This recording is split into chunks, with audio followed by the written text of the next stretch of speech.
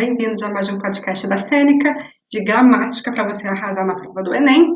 Lembrando que tudo que a gente fala aqui, todos os exercícios, conteúdo muito mais, está disponível gratuitamente no www.senecaja.com. Corre lá e acesse tudo, e não só gramática, tem biologia, geografia, história, tem simulado, tem questão comentada do Enem de 2018, tem física, tem 1 milhão de coisas. Então, tudo de graça, corre lá. E tem competição também. Se você quiser ganhar um voucher da Amazon, entre em contato com a gente pelo senecaenem@gmail.com, manda um e-mail, entre em contato com a gente e você pode participar da competição e ganhar um voucher da Amazon. Ok. Estamos falando então de termos que se subordinam ao verbo. O comportamento passível, as palavras que adicionam o sentido do verbo. Objeto direto. São vários tipos de termos que se subordinam ao verbo. Objeto direto é um tipo de complemento que é necessário e também obrigatório. Sem ele, o verbo não possuiria sentido completo. Liga-se diretamente ao verbo sem uso de preposições. Por exemplo, Ana ama.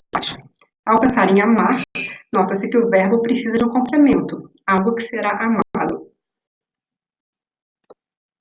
Objeto indireto. Outro tipo de complemento, que é necessário e também obrigatório. Sem ele, o verbo não possuiria sentido completo. Liga-se de forma indireta ao verbo, por meio de uma preposição. O menino precisava de ajuda. Ao pensar em precisar, nota-se que o verbo precisa de um complemento, a coisa de que se precisa. Preciso de alguma coisa. Agente da passiva. O agente da passiva acontece na voz passiva. O sujeito é paciente da oração, ou seja, ele recebe a ação.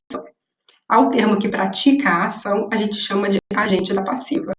Por exemplo, o chocolate foi comido por Cristina. Nesse caso, Cristina não é o sujeito. Cristina é o agente da passiva, porque a frase está na voz passiva. Então, em vez dela ser o sujeito, ela é o agente da passiva. Ela fez a ação, mas ela é o agente da passiva. Chocolate que é o sujeito nesse caso. Vamos analisar. Então, ao analisar a ação, percebe-se que o chocolate desempenha o papel de sujeito, pois foi o termo que foi comido. Cristina, que foi quem praticou a ação de comer, é o agente da passiva, que é o que eu tinha acabado de falar. Um outro termo que se subordina ao verbo é o adjunto adverbial. Ele modifica um verbo, advérbio ou adjetivo. Ele não é fundamental para o completo entendimento de um verbo. Ele complementa, mas ele não é necessário. Os adjuntos adverbiais exprimem circunstâncias como intensidade, tempo, lugar e modo. Adjuntos adverbiais são representados por uma oração subordinada adverbial, uma locução adverbial ou um advérbio. Exemplos. O menino correu muito. Muito é um advérbio. O menino correu à noite. É uma locução adverbial. Quando o menino viu, já havia vencido a corrida. É uma oração subordinada adverbial. É uma oração porque tem um verbo, mas ela é subordinada porque ela está completando o sentido da oração principal. E ela é uma oração subordinada adverbial porque tem a função de advérbio. Então, perguntinhas. Eu sou amada por meus pais. Em qual voz está a oração? Na voz passiva.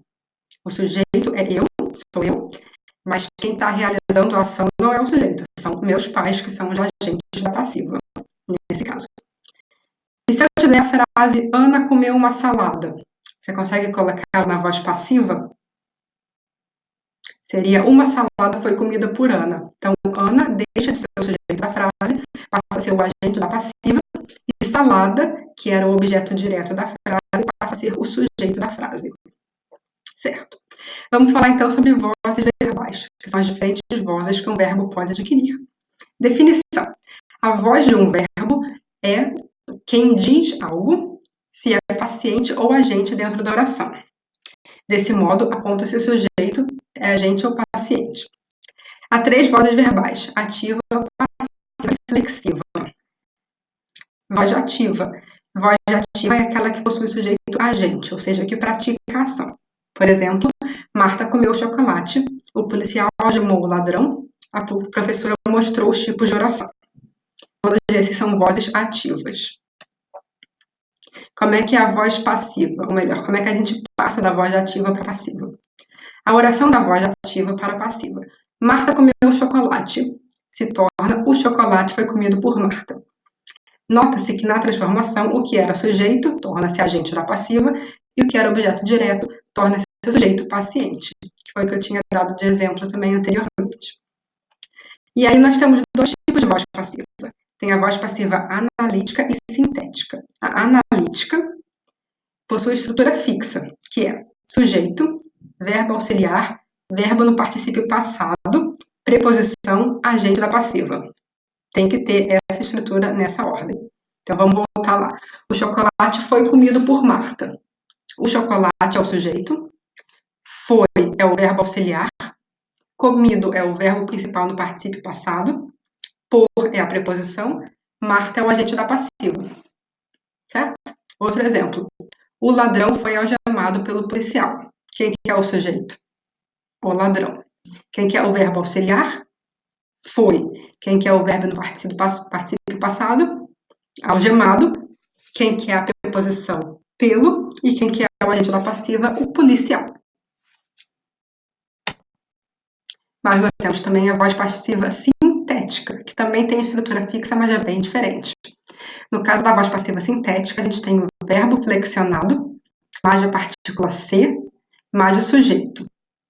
Então, ela é sintetizada, ela é reduzida em relação à voz analítica.